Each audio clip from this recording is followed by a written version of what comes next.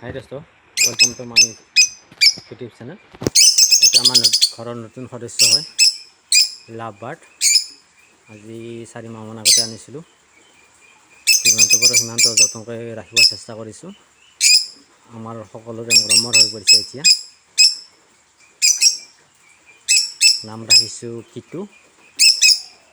কিটু আহ আহ আহ আহ কিটু